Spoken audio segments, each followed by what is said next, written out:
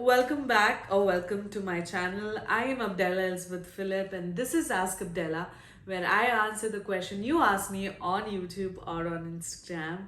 I'm excited for today's question, so let's dive in.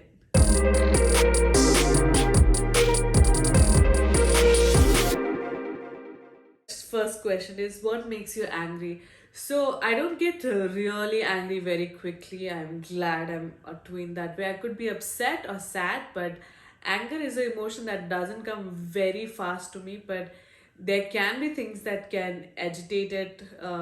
Mostly Indian traffic, or whether if somebody is driving really rough, that can cause I can see that it'll cause a big accident, or cause something major, life and death experience. I just really get angry on that, and I would say things and I would get angry. Otherwise, no. Yeah. So the second question is, which a lot of people again ask, next Tales to Test Me season 3 of Tales to Test Me will be in 2023 for sure. Let me know in the comments who you want as the guest of it. If you feel like sewing towards it, please go ahead and do that as well. Also, I'm excited for it. I'm praying and believing for it, and I'm as excited as you are to make it happen. So let me know. Uh, a lot of people have said, I love your videos, and a lot of love has come. So I just want to address that. Thank you so much. A lot of people are asking me, how am I doing? I'm doing absolutely good. I'm doing amazing. Thank you for asking once again. Next question is, hey Chichi, how are you? I am good. I like all your videos. God bless you abundantly. Thank you so much. God bless you too, dear. Do you know Malayalam, Chichi? Yes, I do know Malayalam. I am a Malayali for those who don't know me.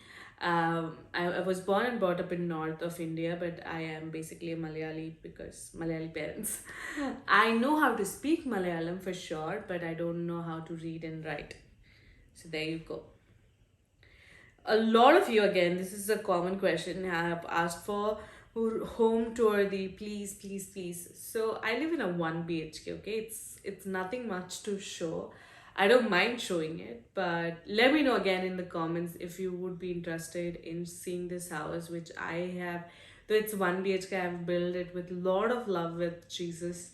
It was my Ishu Papa and me home before I got married, and then it became Ishu Papa, me, and Ebison's house. And it's just added on to more glory and more goodness just after that. So let me know if you want to watch it. Um, one of you have said that, hey, I love your personality, reminds me of Rashmika. I believe Rashmika is a Telugu actor who is also doing movies in Bollywood. So thank you. I don't know what of me reminds you of it, but thank you for the compliment. Moving on to the next question. Before moving on to the next question, actually, I want to address that there are a lot of questions that I don't answer because they are repetitive questions that I've already answered in the previous Ask Abdela. So that's the only reason that I'm not answering it again. Why Ebison is going to Dallas? Well, Ebison is already in Dallas right now. But he went there. For a lot of you who don't know, Ebison, my husband, is an Indian American. He is an Indian, but he's an American citizen. So his family, his mom, his brother, is there. So he's just gone home to be with them and spend time. So that's the reason he's there. Next question is, where does free will end and God's plan begin? Is life mostly predetermined? I don't think it's predetermined completely, or mostly, because God has not made us robots. He has made us with heart, with brains, with the gift of choosing, and He has given us a choice. That's why we get to choose God. That's why we get to choose the things that we get to do. But I think if would have made us into a box, and this is our life and this is how it's supposed to be, or He would have just made robots that would not connect to God. See, it's the same thing that you love your kid. He has a choice of doing the right or the wrong, but you like when your kid just chooses to share his toys on his own without being commanded. Or sometimes initially you can guide him, but you find joy if your child just takes something and gives this to his friend because the friend doesn't have it, without nobody giving. So that's such a proud moment as a parent that you have. I think the same with God. Every time you choose to listen to God, every time to you choose to say yes to God's plan, it just makes him happy.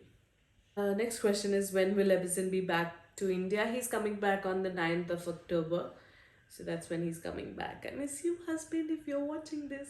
I'm excited for him to be back.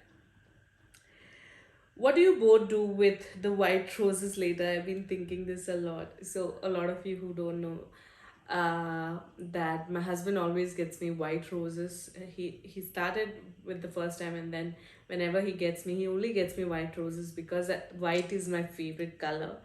And then he got it for the first time, and then that just continued for us. What do we do after the white roses? It stays in the house for a while. We usually put it here. Once the flowers have dried and all, we throw it out. We don't like store it or anything. Yeah, just that. Is there any goal that you're working towards? A lot of goals, actually. I am planning towards being more active on Instagram and YouTube, mostly YouTube. And I'm planning to do more of my paintings. I'm wanting the thrift store that I have, that is called Second Chance Dukan, to grow more. If you are, I've never heard of it, please go to Instagram and follow Second Chance Dukan and Art by Abdela and purchase it, something if something ministers to you or something you like. How do you stay so joyful? Because the joy of the Lord is my strength. That is very true. But again, choosing to be joyful or choosing for any emotion to be overcoming uh, whatever emotions you want. If I choose to be sad, I can be sad and sulk all day. We all can. But again, being joyful is a choice, that sometimes we just be joyful of the things that's happening around me, just grateful. One of the things that I always want to look back to is look back to things and realize how grateful it is that where I'm living, what I have. And yeah, that just keeps me content and joyful. Aka, how to be strong in the period of waiting? Currently, I'm waiting for a job, is the next question. I guess I've been in that place. I was not working a little before my wedding to last April, which is almost a year I didn't work. And one thing I would say that my salary was never my source. It was my resource. So to frame it, God has always been my source, and anything else that comes to me, in terms of money, in terms of any other things, is always gonna be a resource.